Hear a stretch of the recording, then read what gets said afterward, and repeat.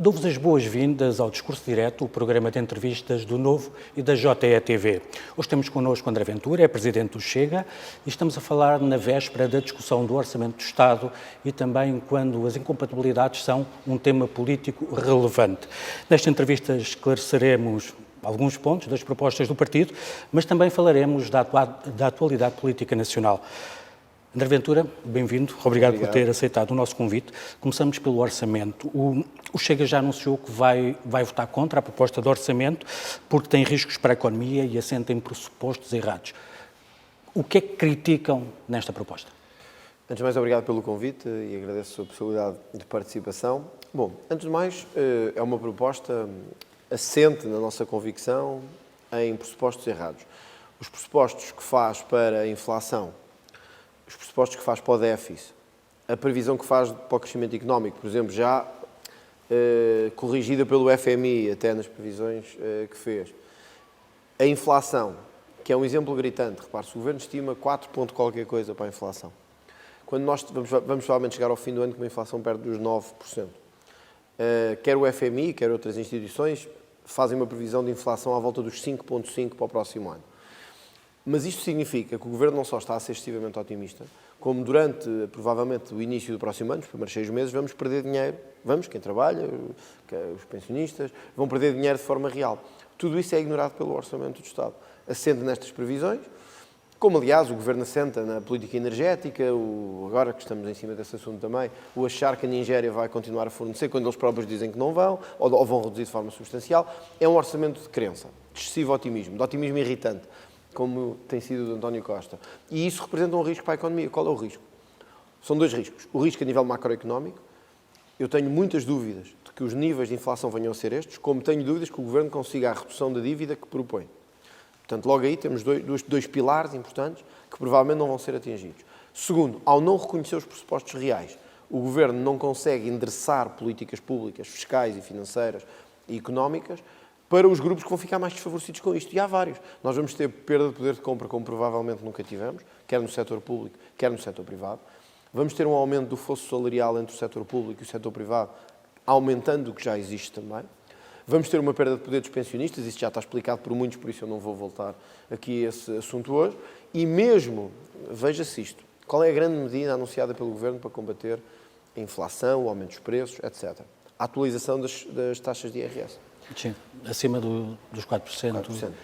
Mas se formos ver bem a fundo, que é isso que é importante, e o Governo vale-se que a grande maioria das pessoas não vai ver a fundo, como é evidente, mas isso não é só em Portugal, é em todos os países do mundo, quem vai beneficiar disso é quem tem um salário anual, um salário bruto anual, à volta dos 10 mil e tal euros.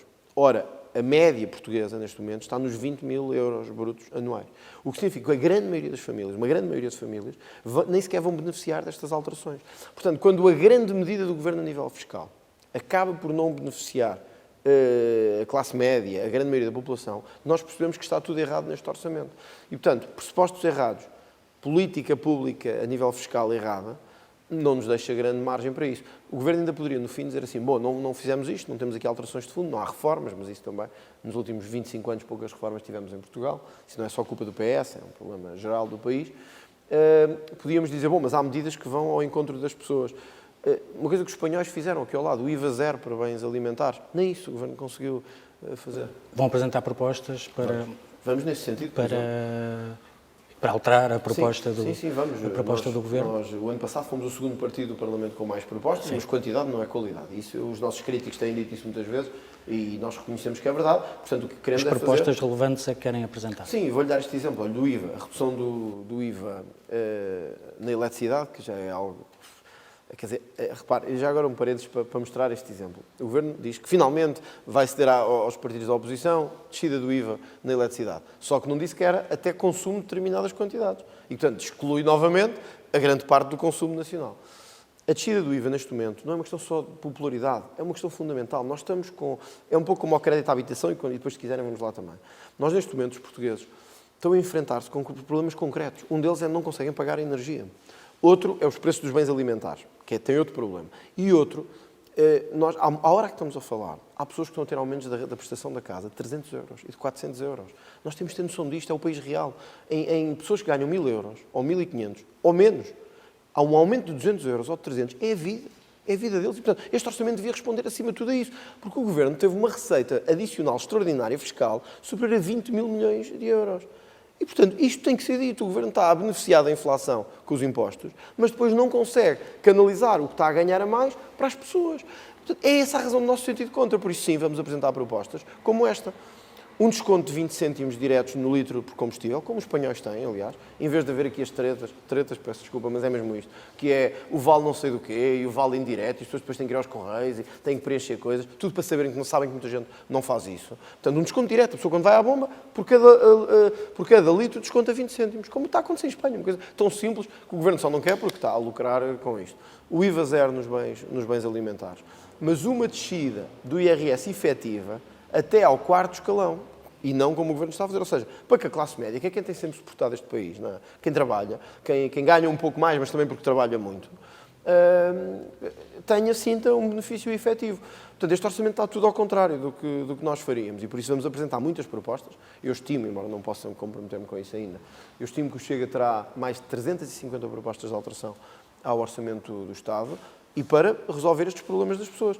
O ano passado fomos o único partido que o PS não permitiu que aprovasse nenhuma medida. No caso das pensões, vão defender que a fórmula de cálculo seja cumprida? Sim, e não que seja mudada, como quer o PS. Nós entenderíamos o tal bónus que o Governo está a dar, o suplemento extra e depois a atualização, se mantivesse a fórmula de cálculo. O que aconteceu é que foi alterada a fórmula de cálculo. Portanto, o que o Governo fez foi... Lá está, e as pessoas em casa têm mais dificuldade em perceber isto, o que é normal, porque não estão dentro destes assuntos. O que o Governo fez foi adiantar o pagamento de uma coisa que já estava prometida no próximo ano, e no próximo ano, com a atualização, com a alteração da fórmula de cálculo, os pensionistas ainda vão perder dinheiro. E, portanto, é uma coisa extraordinária como eu nunca vi. António Costa tem este grande dom, que é de facto uma coisa incrível. Ele consegue fazer um corte anunciando como a maior dádiva das nossas vidas. Isto é um dom, pouca gente tem este dom. Olha, Passos Coelho não tinha de certeza, certamente que a grande maioria dos políticos não tem, mesmo José Sócrates não o tinha. António Costa consegue estar a cortar à nossa frente. Olha, o António Costa é aquele convidado do jantar que nos pede para pagarmos o jantar, mas de tal forma que nós saímos de lá convencidos que ele é que pagou e foi o melhor anfitrião. E é isto que ele consegue fazer. E isso tem um impacto. Tem um impacto eleitoral, como sabemos, mas, sobretudo, nos pensionistas vai ter um impacto muito doloroso. Nós, provavelmente, agora o que estou a dizer não é base, é de cabeça, provavelmente os índices maiores de pobreza em Portugal estão alocados na categoria dos pensionistas. Nós temos pensionistas que recebem 200 euros, 300, uns recebem 60. Como sabemos, até à aprovação do Código do IRS, em 1989, o sistema contributivo era muito diferente do que temos hoje. A gente trabalhou na agricultura, na construção, no mundo rural, não tinha sequer pensões. Ora, onde há maior pobreza é onde ainda vão sentir o maior impacto desta crise e da redução. O que significa que vamos ser, provavelmente, a 4 ou 5 anos, um país com 4 milhões de pobres. Ora, um país com 11 milhões de pessoas, ou tendencialmente com 11 milhões de pessoas, que tenha 4 milhões de pobres, é um país onde penso que nenhum político responsável queria viver. Temos falado mais em propostas, mas que vão no mesmo sentido de aumento da despesa. Deixe-me perguntar-lhe ao contrário.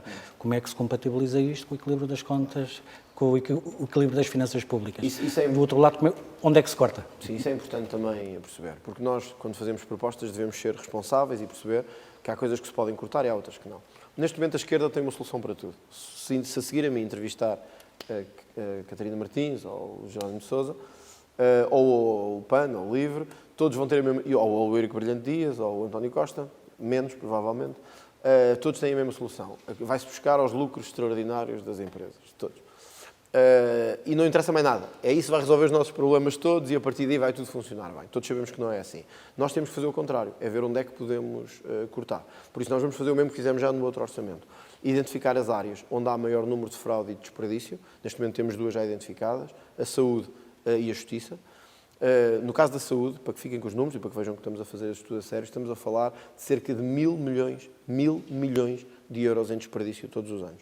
1.000 milhões de euros em desperdício cobria o IVA zero dos alimentos e dos bens essenciais e os 20 cêntimos por litro que nós queremos atribuir. É evidente dir-me, bom, mas não se muda, não se acaba com o desperdício em 5 meses ou 6, muito menos se vai conseguir acabar com todo o desperdício dos 1.000 milhões, não é?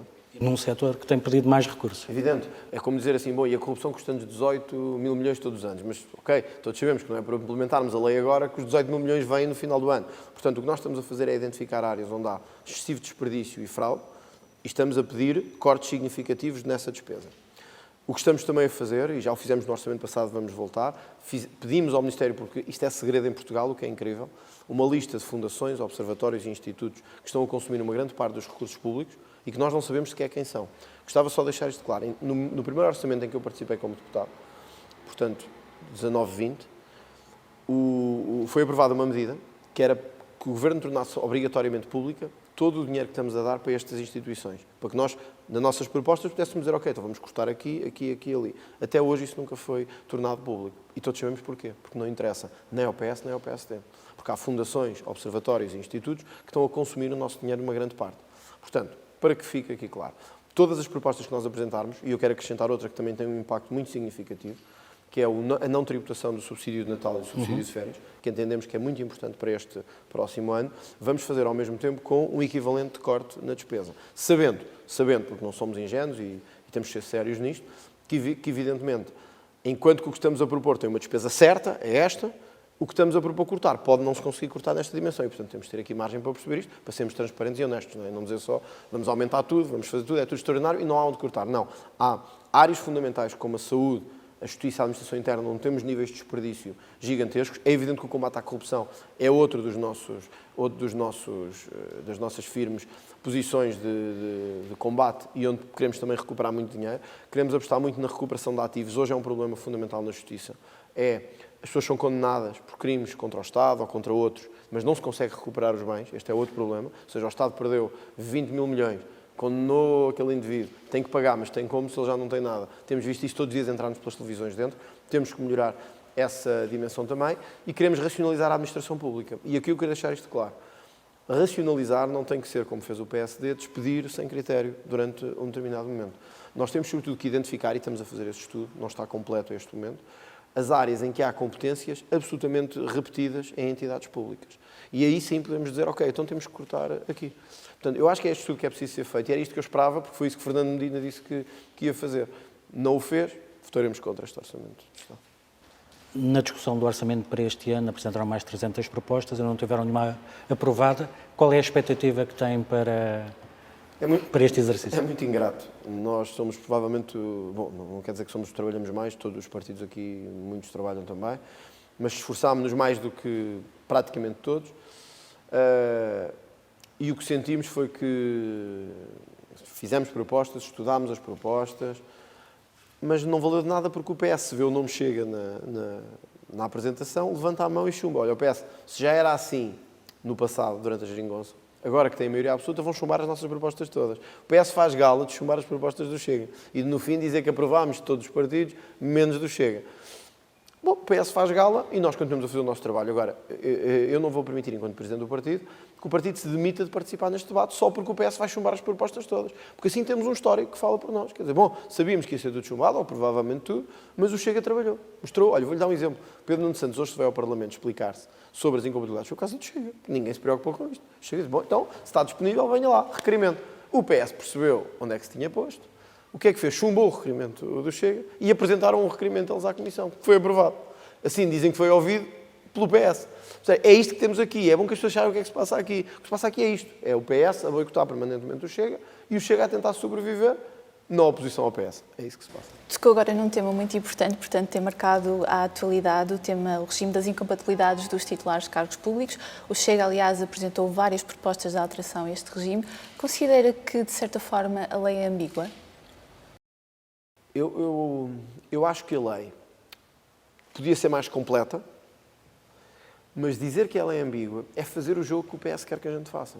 Sempre que há um problema qualquer em Portugal que envolva ou um elemento criminal ou ético ou político, como é o caso deste caso, que me parece estar fora do âmbito criminal, ou outro que tenha a ver com transparência, o PS refugia sempre no mesmo.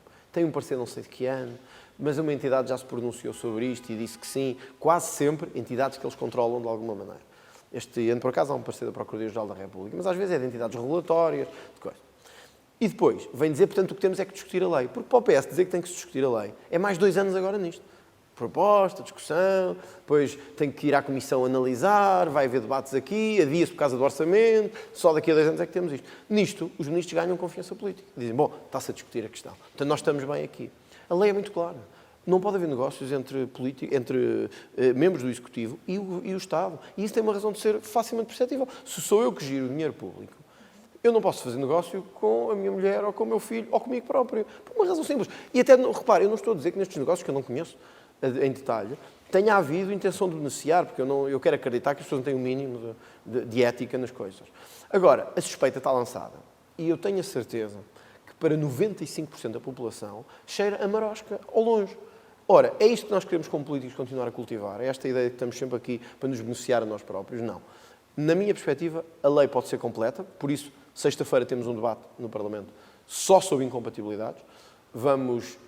Comprometemos logo depois no Orçamento a fixar uma ordem do dia com todas as propostas de todos os partidos, para que isto fique já claro, respondendo ao apelo do Presidente da República, para que se clarifique. Por exemplo, vamos acabar com aquele limite dos 10%, que é ridículo, é uma coisa residual, apenas para estar ali. O que é que eles fizeram? Eles, os titulares destas empresas, venderam à mulher, ao filho ou ao primo os restantes para ficarem abaixo dos 10%. E continuam a fazer os negócios com o Estado. E isto enquanto nós estamos a olhar para isto com o nosso dinheiro, não é? Defende, portanto, que os ex-governantes fiquem para sempre impedidos de ter uma relação com as áreas que tutelam? Só com as empresas que existiam à data em que eles eram ministros nas áreas que tutelam. Para sempre? Na minha perspectiva, para sempre. Mas vou-lhe dizer porquê. Porque os favores podem não ser pagos a 1 ano ou 2, podem ser pagos a 10. E se a gente puser um limite de 5, eles vão pagar ao fim de 6. Se a gente puser o limite de 10, eles vão fazer o pagamento ao fim de 11. Há sempre formas. Portanto, nestas coisas, eu acho que o melhor, vamos lá ver, uma coisa é dizer assim, um ex-ministro nunca mais pode trabalhar na sua área. Isso não pode ser, as pessoas têm que trabalhar, têm que ganhar dinheiro. Agora, será que o ministro tutela as pontes? Quantas empresas de pontes há em Portugal? Não tenho a certeza agora, mas não deve haver muitas. Será que ele tem que ir trabalhar para a empresa de ponte a cuja concessão atribuiu uma obra tão importante e que tem mesmo que ir para lá? Não arranja trabalho noutro sítio qualquer, tem que ser ali. Toda a gente percebe, ou acha, não sei se está a haver uma investigação sobre isto, uns dizem que sim, outros dizem que não, ou que já houve, é evidente que se eu concessionei a uma empresa uma obra gigantesca, com milhões envolvidos, para a construção de uma ponte, e quando deixo de ser ministro, vou trabalhar para a empresa que está a construir essa ponte, fica no ar uma suspeita gravíssima de troca de favores. Portanto, sim, nós entendemos que tem que haver regra de proporcionalidade. É evidente. 2, as pessoas têm que trabalhar e ganhar dinheiro. Isso é evidente. E não queremos ministros para a vida toda. Queremos pessoas que tenham vida, que saiam e voltem à sua vida profissional, de jornalistas, de professores, de empresários, seja o que for. Outra coisa, na nossa perspectiva, não devem poder trabalhar nas áreas que tutelaram, nas empresas que tutelaram, e apenas nessas. Portanto, todas as outras poderão trabalhar. Agora, em empresas a quem concessionaram milhões, fica uma suspeita gravíssima no ar, que nós não conseguimos acautelar de outra forma. Porque estamos assim, ao fim de 2 anos, que é o período de nós, que eles propõem. 2 anos, que é 2 anos? Alguns vão de férias e quando vierem têm um emprego garantido. E já falaram sobre este tema com os restantes partidos da oposição, nomeadamente sobre as propostas de alteração ao regime? O que nos pareceu, a única conversa que tivemos para já com isto, uma vez que temos o Orçamento de Estado mesmo aqui à porta, foi com o Sr. Presidente da República, que nos deu a entender que quer PSD, quer Iniciativa Liberal, não estão disponíveis para mudar o regime. O PSD porque acha que não se deve utilizar a quente, faz algum sentido, mas com essa conversa nunca vamos mudar nada. E a IEL porque é estruturalmente, aparentemente, contra o sistema de incompatibilidades. Aliás, ainda agora, na audição do Ministro Pedro Nuno Santos, o deputado Carlos Guimarães Pinto disse que não podia julgá-lo nem ética nem politicamente. E, portanto, a IEL posiciona-se claramente contra esta existência de incompatibilidades. Mas isto é um erro, quer dizer, é um erro, e é um erro até para os liberais, porque acreditarmos que o mercado resolve por si só estas coisas e que o mérito determina tudo, e somos todos amigos, damos as mãos, isto vai tudo correr bem, as coisas não são assim. Por trás disto há uma cortina que só interessa aos interesses instalados e que vai posicionando os seus em todo o lado. E, portanto, neste momento o que sabemos é que o PS está a analisar a situação, o Chega já disse ao Presidente da República que está disponível e já anunciou publicamente que vai avançar para a revisão deste regime, partindo já do debate desta sexta-feira. Imagino que o Bloco de Esquerda esteja disponível, tem-se posicionado também muito sempre contra as incompatibilidades, e o PCP, sinceramente, não sei. Mas, evidentemente, vamos ter uma conversa com todos os grupos parlamentares sobre se estão disponíveis ou não. Até porque nós, na ordem do dia, queríamos fixar, a seguir ao orçamento, queríamos que todos os partidos dessem as suas propostas. Portanto, que todos, e se não for aprovado ao Chega, mas que for outra, melhor. Ou seja, queremos é que chegue ao fim do dia e se diga ao Presidente da República, chegámos a uma conclusão. Esta é a mudança que vamos fazer. E o Presidente da República fica depois com o resto do trabalho. Mas vamos abrir-nos a todos, o debate é para ser com todos, inclusive o PS, que tem maioria absoluta. Não. É a favor da profissionalização da política? Não, eu não sou. Vamos ver. É evidente que nós temos que ter políticos capazes e políticos... E também é verdade, para ser honesto e intelectualmente sério, é cada vez mais difícil trazer pessoas de grande valor para a política. E um regime de incompatibilidades mais apertado, Pode prejudicar. por exemplo, a questão da proibição, Pode prejudicar esse objetivo. Pode, sem dúvida. Por exemplo, quando apertamos a malha à participação no capital social de empresas, isso pode afetar grandes empresários que nunca poderão juntar-se ou terão dificuldades, porque têm que se desfazer de algumas participações ou porque seja o que for. Também temos dificuldades a outro nível. As pessoas hoje sabem que têm a vida mais escrutinada do que qualquer outro, provavelmente em Portugal. Mas vamos lá ver, quando nós escolhemos isto, nós já sabemos que é assim. Portanto, não há possibilidade de fazer política sem escrutínio, a todos os níveis. Às vezes esse escrutínio até passa um pouco a fronteira do razoável e entra no mais pessoal, mas também há políticos que se prestam a isso, não é? Eu também já, às vezes, cometi esse erro e às vezes também é difícil voltar atrás, mas hoje é difícil atrair pessoas de grande qualidade para a política. Mas eu acho que não é a flexibilizar o regime que se atrai essas pessoas de qualidade. Sou pena dizermos que estão a vir agora porque queriam manter o seu jogo de interesses obscuros por trás. Não, eu acho é que temos que capacitar e consciencializar as pessoas de que a atividade política não é o ser profissional, mas é uma atividade que, quando se escolhe, quando é escolhida e vocacionada e vivida, como é o meu caso, tem consequências e nós temos que preparar a nossa vida para um tipo de vida diferente do que a grande maioria das pessoas tem. É evidente que nem todos os políticos estão sujeitos ao mesmo nível de escrutínio e os líderes dos partidos estão mais, os líderes parlamentares estão mais, os deputados estão mais. Mas eu prefiro uma sociedade mais exigente que leva ao afastamento de alguns do que uma cultura política mais promíscua e mais interesseira e mais encapotada, que leva a atrair mais gente. Portanto, não, eu não acho que os políticos devam ser profissionais. Reconheço que o afastamento e o fosso que há entre o mundo profissional e a política depois dificulta o retorno à atividade normal das pessoas. Não é? Imagine, 20 anos no Parlamento. Quando uma pessoa sai, sendo advogado, economista ou jornalista, quer dizer, está já fora da prática do mercado, do seu setor, da sua arte legis, não é? da sua forma de trabalho. Isto é difícil, mas temos que encontrar aqui o equilíbrio, que não seja de forma a que quem está aqui está a representar os portugueses, mas está também a representar os seus interesses empresariais, os seus interesses corporativos, os seus interesses...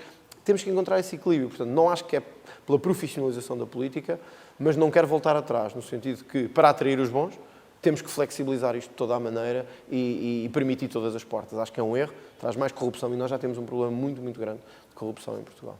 Obrigada, André Ventura. Vamos para um breve intervalo e voltamos dentro de momentos. Estamos de volta com André Ventura, Presidente do Chega, no Discurso Direto.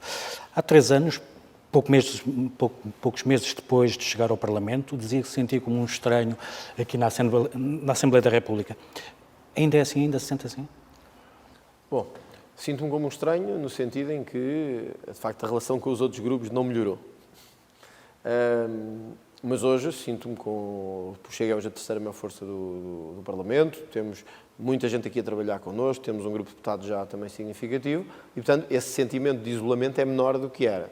Mas a estranheza face aos outros continua e vocês têm noticiado e o país inteiro tem visto que a relação do Chega com os outros grupos continua muito tensa. E às vezes nem é questão pessoal, porque até com a generalidade dos casos, excepto com um partido, nós até temos eu pelo menos, tenho uma relação pessoal de cordialidade e de perfeita cortesia. É a tensão que às vezes dentro do plenário, que é evidente, não é?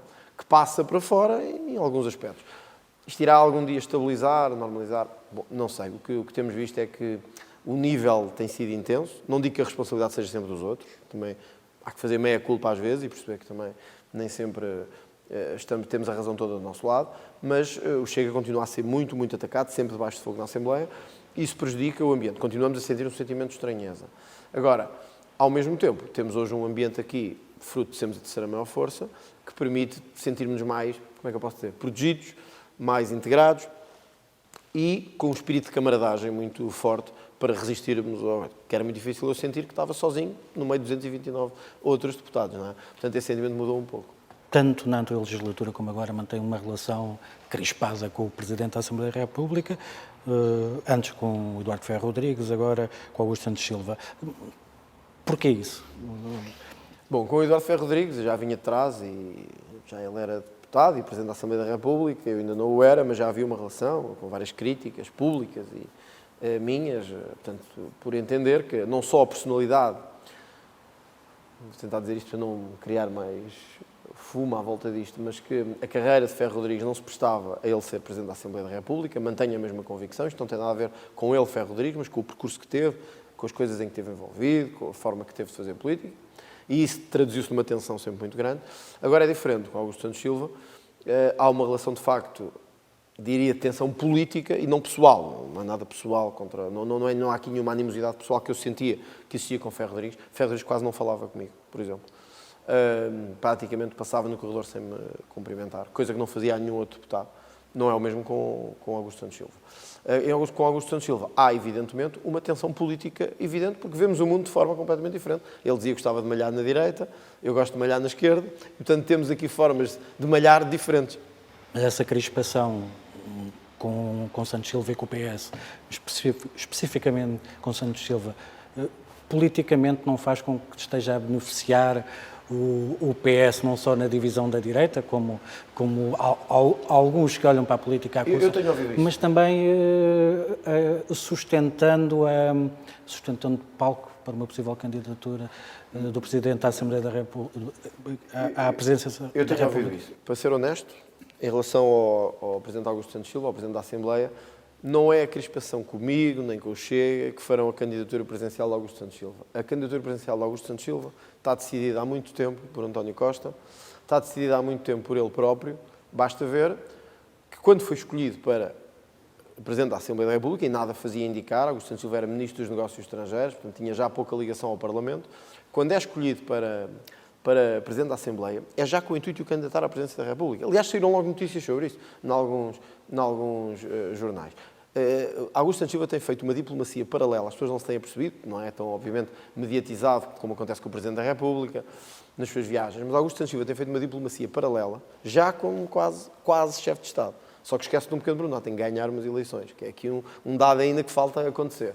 Augusto Santos Silva já decidiu que vai ser candidato, ou seja, não é o Chega nem o André Ventura que o vão... Portanto, ele já decidiu, eu tenho a certeza disto. Olha, é como dizia o professor Marcelo Rebelo de Sousa, eu tenho a certeza que nem que Cristo deixe a terra, Augusto Santos Silva deixará de ser candidato. Só o fará, só se tiver uma tragédia pessoal qualquer que não lhe permita. Portanto, não sendo assim, vai ser candidato. Sobre o conflito de lealdade com ele, isso interessa ao Chega, eu tenho ouvido muitos, sobretudo da Iniciativa Liberal do PSD, dizer isso. E até algumas pessoas ligadas ao PS, mas mais afastados do núcleo do PS. Vamos ver. Há um conflito. Há um conflito entre o Chega e o Presidente da Assembleia da República. O Chega insurge-se, propõe censurar o comportamento do Presidente, afronta e confronta Augusto Santos Silva, representante da ala esquerda do Partido Socialista. Confronta, enfrenta, membro do governo de Sócrates, de António Guterres e agora e depois de António Costa. A direita, a dita direita, em vez de se pôr ao lado do Chega, como o Chega faria se fosse com eles, vem dizer que prefere não se meter nisso. Nós somos muito legalize, nós não nos metemos nesses conflitozinhos entre eles. Isto é só para beneficiar o Chega e dividir-nos. Mas eles é que se estão a dividir. Se há um conflito com a ala esquerda do Partido Socialista, a direita prefere estar ao lado da direita, mesmo que não goste dessa direita, ou prefere estar ao lado do Partido Socialista. E o que é estranho é que eles preferem estar ao lado do Partido Socialista. Mesmo assim, o PSD foi o único partido que não votou contra a moção de censura a Santos Silva. Mas veja, a Iniciativa Liberal votou, por exemplo. É verdade. E é um partido teoricamente dito de direita, não é? Portanto, quem é que está a dividir? Somos nós ou é a Iniciativa Liberal? Indo um bocadinho mais à frente, o PSD também apelou, pela voz do seu líder parlamentar, ao voto no candidato do Chega para vice-presidente da Assembleia da República. Isto traduz uma maior aproximação entre os dois partidos? O PSD está agora mais próximo do Chega do PSD? Não, é evidente que é público, eu conhecia já o Luís Montenegro antes disto, o Luís Montenegro esteve comigo na campanha em Loures, participámos juntos em muita coisa e conheço pessoalmente, não vou negar isso, nem dizer que falo com ele. Agora falamos o estritamente necessário, enquanto líderes de partidos diferentes. O PSD fez o que era normal. Há um regimento, há uma Constituição que atribui vice-presidentes aos 4 maiores partidos. E depois há o regimento que define um método de eleição. O que o PSD fez foi normal, em vez de andarmos sempre nisto, porque isto vai se repetir agora, para o mês que vem ou para o outro, vamos ter nova tentativa. Porquê? Porque a Assembleia não pode funcionar com 2 vice-presidentes. E o PSD fez o que é óbvio e é até inteligente politicamente, que é vamos lá acabar com este assunto. E vamos fazer o que é normal. O PCP teve vice-presidentes, o Bloco também, e nós também não gostamos, disse o PSD na altura, e faz todo o sentido. Eu admito que o PCP e o Bloco ter um vice-presidente do Chega é uma coisa horrível. Mas também foi para mim ter um vice-presidente do PCP. E não o fiz ali, e não fui buscar armas lá fora, não é? Portanto, a vida é o que é, a democracia é o que é. E temos que respeitá-la. O que eu acho que o Luís Montenegro fez foi respeitar o voto dos cidadãos e dizer o Chega tem direito a apresentar o seu candidato. Então, vamos lá acabar com esta história e apoiá-lo. A Iniciativa Liberal, mais uma vez, ficou-se naquele compromisso que não se compreende, que é não dizer nada. Não sei como é que votar, porque o voto é secreto. E ouça, digo honestamente, eu não sei como é que vai ser o futuro, se vai haver governo a 3, se não vai, se o Chega e ele e o PSD só entender, mas isto prejudica a Iniciativa Liberal. E basta ver que há sondagens, uma da SIC, que se estava com 3%, o mesmo que o PAN. Os eleitores gostam de clareza ideológica, não gostam de partidos que de manhã são de direita, porque gostam da economia de mercado, mas à tarde votam ao lado do LIVRE para condenar a Hungria como democracia na União Europeia. Nenhum eleitor de direita gosta disto. Nem gosta. Bem, o hemiciclo está à direita em conflito com o Santos Silva. Aí ele mete-se ali no meio a dar umas palmadinhas ao PS e umas palmadinhas a nós. Ninguém gosta disto. E isto traduz depois em perda de votos. Porque as pessoas não gostam de clareza. Gostam de saber quem é que está à direita, de saber quem é que está à esquerda, quem é que se confronta, quem é que se determina.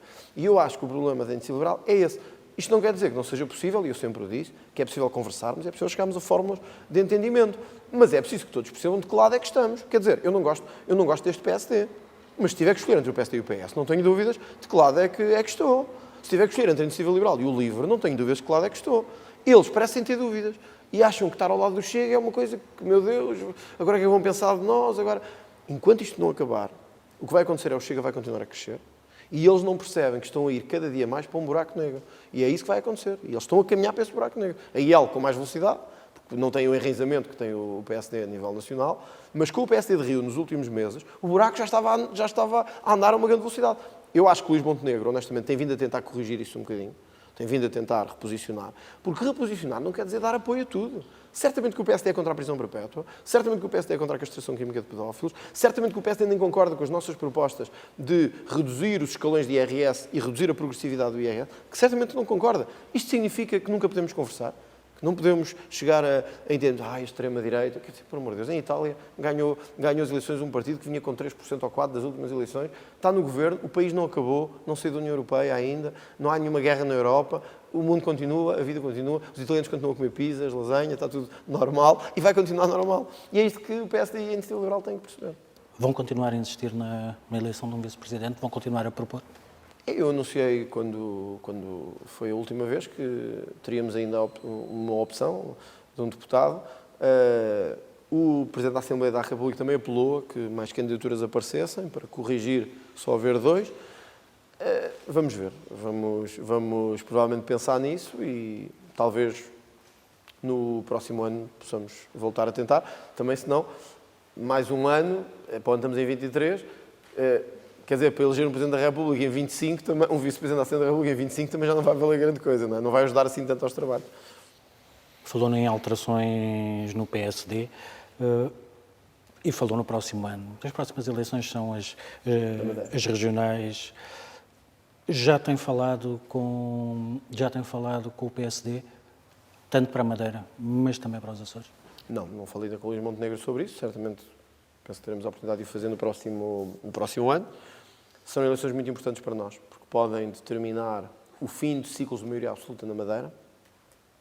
Temos sondagens, como tivemos uma do Diário de Notícias da Madeira, que coloca o Chega nos 11% na Madeira, o que, é evidente, quem não conhece a realidade pode parecer pouco, mas é um valor muito, muito elevado na Madeira. Temos outras mais baixas. Isto significa que podemos conseguir tirar a maioria absoluta ao PSD e forçar um governo diferente na Madeira, que pode até ser um ensaio para o que se vier a passar na República, em geral. Portanto, vamos ver. Eu vou apostar muito nas eleições da Madeira. Estarei na Madeira em vários momentos ao longo do próximo ano. Estarei depois, obviamente, durante a campanha também. Queremos apostar muito a sério. Houve eleições no Chega Madeira, uma eleição reforçada. Temos agora uma equipa também muito motivada para conseguir ter bons resultados. E vamos fazê-lo. Certamente que no próximo ano, no início do ano, terei uma conversa com o Luís Montenegro. Mas, sobretudo, o Chega está agora numa fase em que qualquer eventual acordo ou negociação que possa existir para um governo terá que ser feita a nível regional e não a nível nacional. Portanto, entre o Dr. Miguel Albuquerque e o Dr. Miguel Castro, que é quem lidera o Chega neste momento, naturalmente com o aval dos 2 partidos a nível nacional. E aí falarei sem problema nenhum com o Luís Montenegro sobre isto. Direcionamos... Desculpe. Já sobre os Açores, não sei se a situação se vai repetir ou não. Nós, obviamente, que temos sido críticos desta solução que foi a de apoio parlamentar, sem presença governativa, foi até, nós não quisemos também, portanto, para sermos honestos, esta foi uma solução que nos pareceu correta e eu já fiz o meia-culpa muitas vezes. Não foi a melhor solução, os nossos representantes hoje nos Açores também reconhecem que não e tenho dúvidas se pode repetir o mesmo modelo. Certamente que o próximo modelo do Governo dos Açores será diferente do que foi agora nestas eleições. Direcionamos agora um bocadinho a nossa conversa para aquilo que é a dinâmica interna do partido. Em setembro, André Ventura desafiou os militantes a votarem uma moção de confiança, que aliás foi aprovada, mas só foi votada por 590 militantes. Portanto, a questão que lhe coloco é, este universo de votantes é significativo, portanto, perante a atual dimensão do partido? Claro, eu acho que foi a primeira vez que um partido, que um líder, pôs a sua liderança nas mãos de todos os militantes. Podíamos fazê-lo no Conselho Nacional, mas nós entendemos que era importante abrir a todos os que quisessem, para perceber se havia mesmo, que era algo que nós não conseguíamos perceber. Víamos artigos de opinião e algumas reportagens, etc., mas não percebíamos se havia um movimento dentro do partido de contestação. E eu não sou, nesse sentido, um líder igual aos outros. Eu, quando sinto que há contestação, eu gosto de clarificar logo. Eu não tenho medo de eleições. Eu até gosto bastante de eleições. Portanto, fiz o que eu acho que um líder em democracia de um partido já grande faz. Digam lá se isto querem. Não querem, voltar à minha vida, arrumem as coisas e vão-me embora.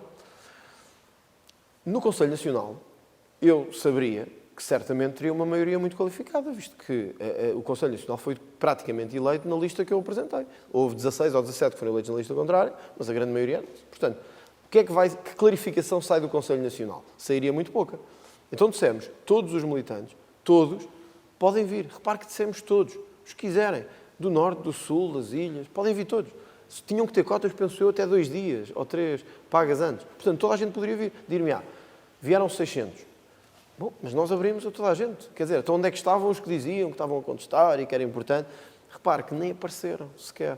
Porque perceberam, aquilo que nós percebemos depois, e se calhar eu devia ter percebido antes, que não havia nenhum movimento de contestação interna. Havia pessoas localizadamente, que é normal num partido com tanta gente, que contestassem.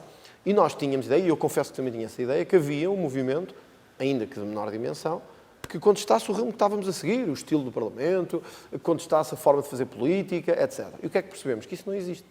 E, portanto, quer dizer, tiveram a oportunidade, não apareceram, a votação foi claríssima, 97% ou 98%, uma coisa assim.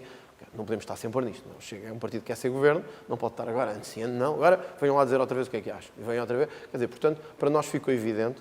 E agora vamos levar este projeto até às eleições de 26. Até às eleições. Os ânimos estão mais serenos depois dessa moção? Sim, acalmou bastante neste sentido. No sentido em que aqueles que não foram reconheceram, até alguns reconheceram que este é o sentido que neste momento é o sentir que o partido tem neste momento e por isso não vale a pena estar aqui com coisas. Outros perceberam também que o resultado tinha sido claríssimo e eu penso que, bem ou mal, temos aqui, eu já disse aos militantes, que isto não quer dizer que eu vá ser líder do partido para sempre. E eu tenho que assumir responsabilidades não só internas, portanto, como aconteceu no plenário, como certamente acontece nos congressos, mas também externas. E, portanto, se chegar às próximas eleições e passar para, outra vez, 2 deputados ou 1, também assumirei as minhas responsabilidades e aí não é preciso que haja nenhum plenário. Sou eu que assumo as minhas responsabilidades. Porque eu acho que em política tem que ser assim. Ninguém está na política para sempre. Portanto, nós temos que assumir os resultados que temos e também as eleições externas, aceitar esses resultados. Faz-me confusão um pouco. Eu sei que muitos me dizem assim, não falo do PAN, mas eu vou só falar sobre o PAN para dizer isto. Faz-me confusão como é que se tem um grupo de 4 deputados, passa-se por aquele processo todo de confusão do marido e das estufas, mas pronto, admitindo que isso possa ser desvalorizado, passa-se para um deputado e se recusa a fazer um congresso, e se recusa a ouvir os militantes ou demitir-se. Isto é medo, é estarmos agarrados ao lugar, é a pior imagem que passamos às pessoas. O meu nunca estarei. Quando sentir que há contestação, vamos a votos, quando sentir que já não represento nada para os portugueses, ou que passamos de 12 deputados para 2, ou bom, o melhor que eu tenho a fazer nesse dia é agradecer e sair pela porta ainda um bocadinho grande, porque quando passar para 2 deputados ou para 1, a porta está mesmo ali já, a curva, eu posso ficar aqui no gabinete, do meu gabinete, este aqui ao lado, posso ficar mais 1 mês ou 2, ou até posso ficar 1 ano, mas a porta é tão pequena, começa a ficar tão pequena, que eu não quero sair por ela. Eu gostava de sair por uma porta digna um dia. Tem alguma data limite, portanto, impôs alguma data limite para continuar na presidência do Chega ou continuará sempre que for eleito? Não, obviamente isto está a ter custos pessoais elevados e tenho que falar disso também com a família. E, há projetos de vida que queria fazer, que não quero partilhar, mas que são pessoais. e que sinto que me apanhou numa fase de vida que não apanhou a maior parte dos líderes políticos, porque a maior parte foram eleitos já com 50 e tal anos, ou até mais. A maior parte dos líderes políticos dos partidos que temos hoje têm acima dos 50, em alguns casos 60 anos. Não aconteceu isso comigo. Eu fui eleito líder do Chega, tinha 36 anos. Eu faço 40 anos em janeiro. E isto apanhou-me numa fase de vida, a nível pessoal, profissional, ainda muito, digamos, com projetos ainda pessoais e coisas que eu gostava de fazer e que hoje, por todas as limitações, não consigo fazer. E até, para lhe ser sincero, coisas que pessoas da nossa idade fazem, que hoje me é difícil fazer e divertir-me como os outros e ter a vida social como outros, quer por razões de segurança, quer por razões de organização e de logística, e, portanto, gostava de ainda poder ter um bocadinho de vida para além disso, por isso não pus nenhum limite a dizer, quando fizer 50 anos vou-me embora. Mas acho que temos de ser razoáveis, não é? E há um prazo em que nós percebemos que já demos o que tínhamos a dar. Pensa nisso, portanto. E, portanto, penso que um dia terá que chegar o momento. E também quero, quando chegar esse dia, ter a consciência de que quem aqui fica com condições de levar o partido a um nível ainda superior. Portanto, é isso que tenho. Não tenho um limite de dizer, quando fizer 50, ou 60, ou 45, vou-me embora. Não. Mas quero ter a consciência de que ainda quero fazer algumas coisas e, portanto, quero ainda numa certa idade poder fazer algumas coisas, numa idade, não é decente, todas as idades são decentes, mas numa idade que ainda me permita fazer algumas coisas, mas ao mesmo tempo quero deixar um grupo parlamentar e um grupo no partido que sem problemas pegue no partido e consiga, sem o André Ventura, levá-lo a bom porto, não é? O Chega teve, portanto, uma ascensão muito rápida, mas também tem tido algumas dissidências, nomeadamente até de fundadores. O que é que, na sua opinião, explica que o facto, portanto, de pessoas que estiveram na origem do partido, agora que o trabalho árduo está feito e que são a maior força política, decidam agora abandoná-lo? Há várias razões e são vários os casos, não é? Temos tido várias situações, é difícil falar de um padrão porque são situações diferentes. Em muitos casos, temos tido pessoas que não tiveram o lugar que queriam, ou melhor, e aqui eu não estou a dizer pejorativamente, às vezes nós temos ambições legítimas que não se concretizam. Portanto, acharam que deviam se pôr à margem. Outros entenderam que o rumo estava diferente daquilo que era o rumo inicial, e isso vai sempre acontecer. Aconteceu no PSD quando foi fundado, aconteceu com o CDS quando foi fundado também, tivemos até um dos fundadores que acabou de ser ministro de um governo do Partido Socialista. Isto acontece em todos os partidos que crescem muito rápido. Eu gosto de ver isto, claro que não, ninguém gosta, e portanto, quanto mais unidos estivermos, melhor.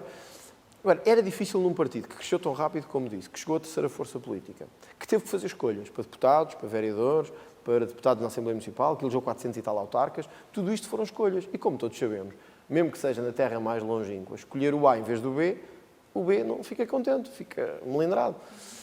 Noutros, para escolher deputados, não foi fácil. Foi fácil, porque eu tive que fazer escolhas com base em vários critérios. Tive que fazer escolhas com base não só nas escolhas que eu faria pessoalmente, como Presidente do Partido, mas também naquilo que os distritos queriam, porque temos uma estrutura distrital muito forte, portanto tive que fazer esse balanço todo. E há sempre pessoas que acham que podiam ter tido outro lugar e decidiram sair. Também há outros que acham, estruturalmente, reconheço isso, que devíamos ter um outro caminho. Olha, houve muitos, quer dizer, houve alguns, que decidiram afastar-se quando foi a questão da pandemia. Porque não estávamos a ser suficientemente críticos com as vacinas ou com a forma como se estava a lidar com isso. E nós sempre achámos que tínhamos o nosso caminho.